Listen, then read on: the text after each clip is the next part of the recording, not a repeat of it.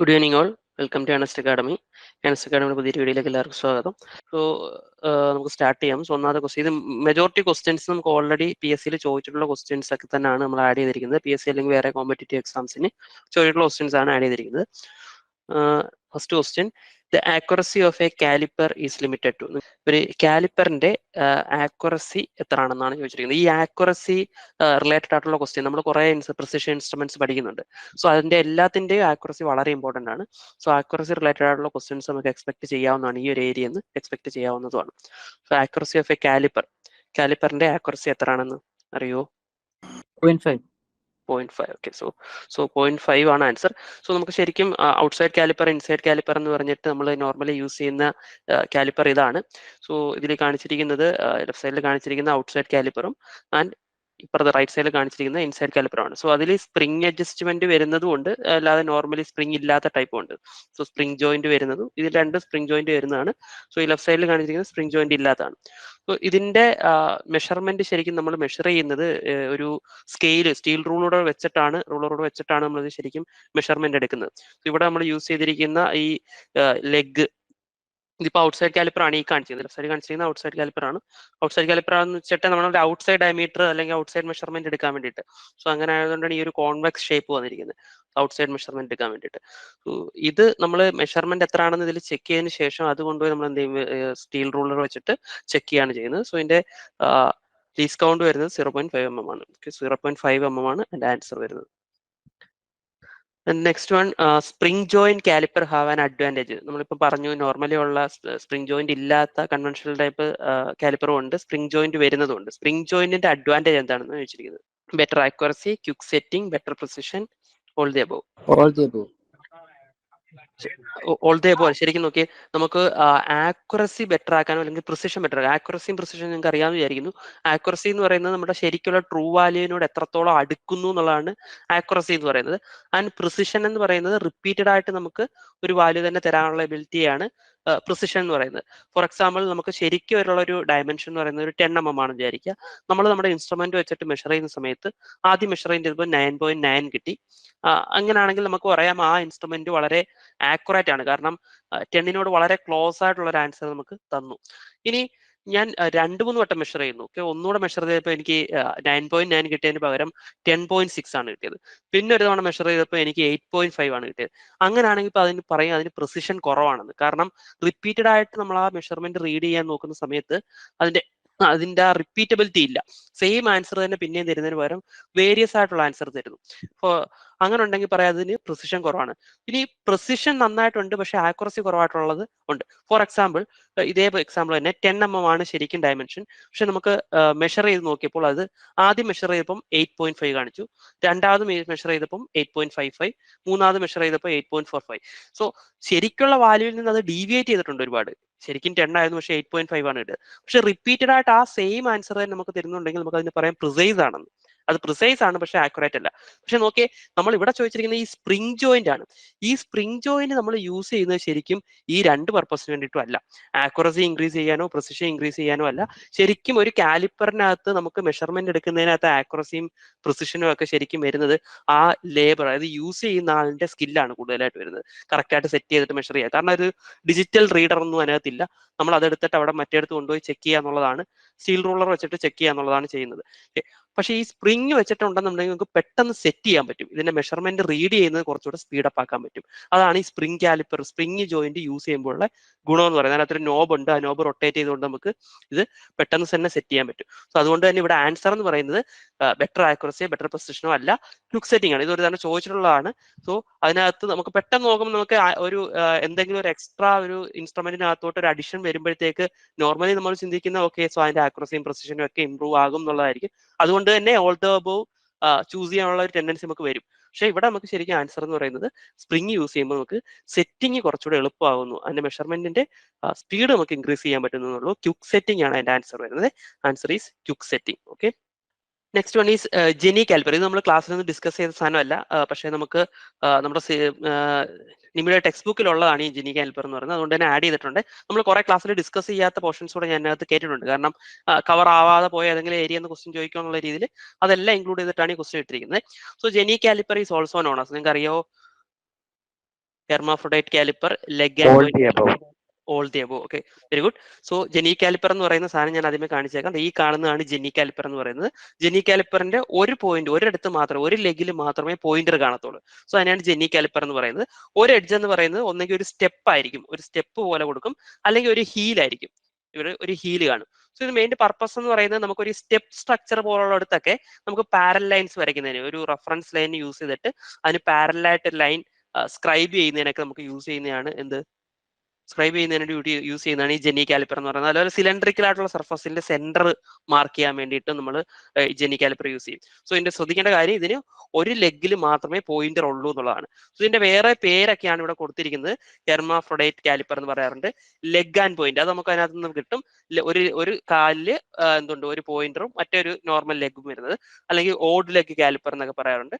So ഇത് മൂന്നും ഈ ജെനി കാലിപ്പറിന്റെ പേര് തന്നെയാണ്. So answer is all the above ആണ്. Answer is all the above.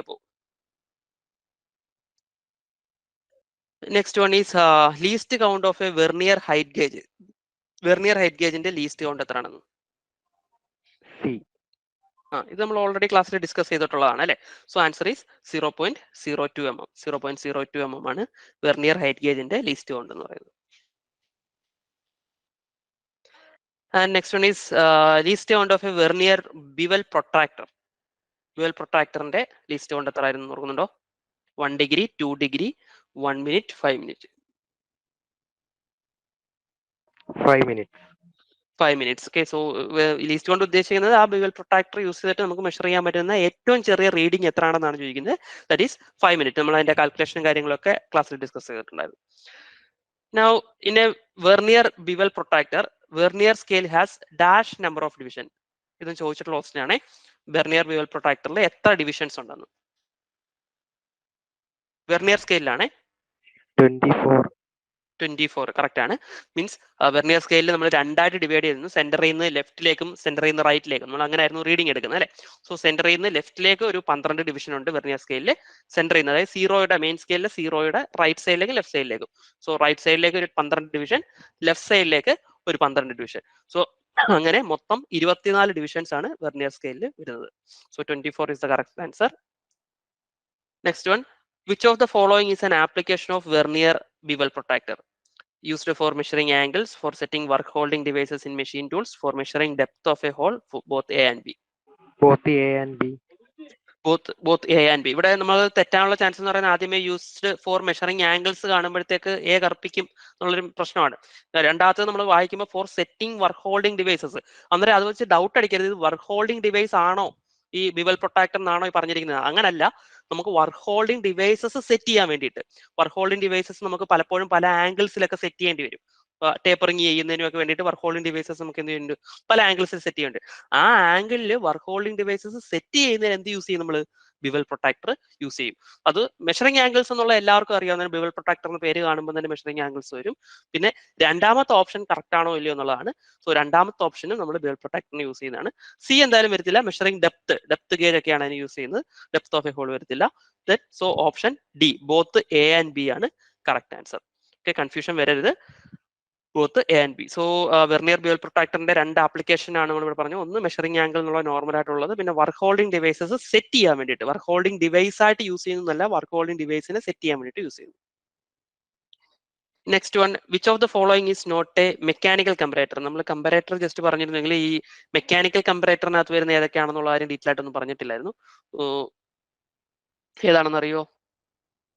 None of the above. None of the above. So ഈ കൊടുത്തിരിക്കുന്ന എ ബി സി ഇത് മൂന്നും മെക്കാനിക്കൽ കമ്പറേറ്റർ ആണ്. അത് നോർത്ത് വെച്ചേക്കണം അതിന്റെ പേരുകൾ. മൈക്രോക്കേറ്റർ, സിഗ്മ കമ്പറേറ്റർ, റെഡ് കമ്പറേറ്റർ, ഇത് മൂന്നും മെക്കാനിക്കൽ കമ്പറേറ്റേഴ്സ് ആണ്. ശരിക്കും നമുക്ക് കമ്പറേറ്റേഴ്സ് നോർമലി നമ്മൾ mechanical comparator, electrical comparator, then pneumatic comparator, optical comparator അങ്ങനെ ക്ലാസിഫൈ ചെയ്യാറുണ്ട്. Mechanical, electrical, pneumatic, optical. നമുക്ക് ഡീറ്റെയിൽ ആയിട്ടൊന്നും വേണ്ട. സോ അതിനകത്ത് മെക്കാനിക്കൽ കമ്പറേറ്ററിന്റെ അണ്ടറിൽ വരുന്നതാണ് മൈക്രോക്കേറ്റർ, സിഗ്മ കമ്പറേറ്റർ, റെഡ് കമ്പറേറ്റർ എന്നൊക്കെ പറയുന്നത്. അല്ല അതിന്റെ വർക്കിംഗ് ഒന്നും വേണ്ട. മൈക്രോക്കേറ്റർ മാത്രമേ നമുക്ക് ടെക്സ്റ്റ് ബുക്കിലേ ഉള്ളൂ.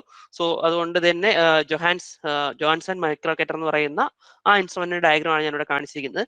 ഇതിന്റെ ലീസ്റ്റ് കൊണ്ട് ഒന്ന് ജസ്റ്റ് നോക്കിയാൽ 0.00002 അതാണ് ഇതിന്റെ ലീസ്റ്റ് കൊണ്ട്. വളരെയധികം ലീസ്റ്റ് കൊണ്ടുള്ളതാണ്. സോ കമ്പറേറ്റർ നമുക്കറിയാം, കമ്പയർ ചെയ്യാൻ വേണ്ടിയിട്ട് യൂസ് ചെയ്യുന്നതാണ്. ഇവിടെ ഇതിന്റെ വർക്കിംഗ് എങ്ങനെയാണെന്ന് ജസ്റ്റ് നമുക്ക് പറയാം. ഈ ഒരു പ്ലഞ്ചർ ഇവിടെ ഉണ്ട്. പ്ലഞ്ചറിലാണ് നമ്മൾ വർക്ക് പീസ് ചെക്ക് ചെയ്യുന്നത്, കമ്പയർ ചെയ്യാൻ വേണ്ടിയുള്ള ചെക്ക് ചെയ്യുന്നത്. സോ എന്തെങ്കിലും വേരിയേഷൻ ഉണ്ടെങ്കിൽ വർക്ക് പീസ് താഴെ നമ്മൾ ഇത് മൂവ് ചെയ്യുന്ന സമയത്ത് എന്തെങ്കിലും വേരിയേഷൻ ഉണ്ടെങ്കിൽ ഈ പ്ലഞ്ചർ മുകളിലോട്ട് മൂവ് ചെയ്യും. പ്ലഞ്ചറിന്റെ മൂവ്മെന്റ് നമ്മൾ ഒരു ബെൽ ക്രാങ്ക് ലിവർ കൊടുത്തിട്ടുണ്ട്. ഈ ട്രയാങ്കിൾ ഷേപ്പിലുള്ള ഈ ലിവറാണ് ബെൽ ക്രാങ്ക് ലിവർ എന്ന് പറയുന്നത്. സോ പ്ലഞ്ചർ മുകളിലേക്ക് മൂവ് ചെയ്ത് കഴിഞ്ഞാൽ ബെൽ ക്രാങ്ക് ലിവർ ടിൽറ്റ് ആവും.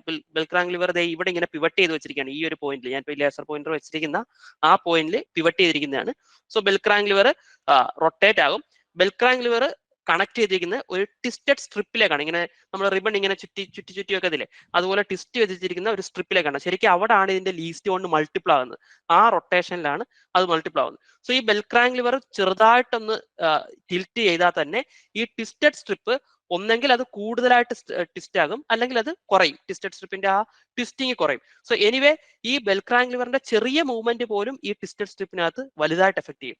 സോ അങ്ങനെ എഫക്ട് ചെയ്യുമ്പോഴേ നമ്മൾ അതിനകത്ത് എന്ത് കൊടുത്തിട്ടുണ്ട്, ഒരു പോയിന്റർ കൊടുത്തിട്ടുണ്ട്. ഈ പോയിന്റർ ലെഫ്റ്റിലേക്കോ റൈറ്റിലേക്കോ ഡിഫ്ലക്ട് ചെയ്യും. സോ പ്ലഞ്ചറിനകത്തുണ്ടാകുന്ന വളരെ ചെറിയൊരു മൂവ്മെന്റ് തന്നെ ഈ പോയിന്ററിൽ വലിയൊരു ഡിഫ്ലക്ഷൻ ഉണ്ടാകാനായിട്ട് കാരണമാകും. സോ അതുകൊണ്ട് തന്നെ നമുക്ക് വളരെ ചെറിയ മൈന്യൂട്ട് ആയിട്ടുള്ള ഡയമെൻഷൻസ് മെഷറിംഗ് അല്ല, കമ്പയർ ചെയ്യാനായിട്ട് നമുക്ക് പറ്റും. അതുകൊണ്ട് തന്നെയാണ് ഇതിന്റെ ലീസ്റ്റ് കൗണ്ട് എന്ന് പറയുന്നത് 0.00002. സോ അത്രയിലേക്ക് വരുന്നത്. സോ ഇതാണ് ജോഹാൻസൺ മൈക്രോക്കറ്റർ എന്ന് പറയുന്നത്. ഇതിനകത്ത് അങ്ങനെ വർക്കിങ്ങിനകത്ത് റിലേറ്റഡ് ആയിട്ട് വളരെയായിട്ടൊന്നും ചോദിക്കാൻ ചാൻസ് ഇല്ല. ജസ്റ്റ് ഈ ലീസ്റ്റ് കൊണ്ട് ഓർത്തിരിക്കുക. അതുപോലെ മെക്കാനിക്കൽ കമ്പറേറ്ററിനകത്ത് വരുന്ന എന്തൊക്കെയാണെന്നുള്ള കാര്യം ഒന്ന് ഓർത്തിരിക്കുക. Okay, plain ring gauge is use to പറയാവോ? പ്ലെയിൻ റിംഗേജ് എന്തിനായിരുന്നു യൂസ് ചെയ്യുന്നത്? Option B. Option B, check outside diameter of a component. Outside diameter check ചെയ്യാൻ വേണ്ടിയാണ് പ്ലെയിൻ റിംഗേജ് യൂസ് ചെയ്യുന്നത്. Then for precision tool room application, which grade slip gauges are used? Grade 0. Grade 1. Grade 1 ആണ്. Grade 1. Okay, grade 00 എന്തിനായിരുന്നു use ചെയ്യുന്നത്? Reference. ഏറ്റവും reference അല്ലേ, IS reference ആയിട്ട്. And grade 0 inspection purpose. Inspection പർപ്പസിന്. Then precision ടൂളിന് grade 1, grade 2 എന്ന് പറയുന്നത് ജനറൽ ആപ്ലിക്കേഷൻ.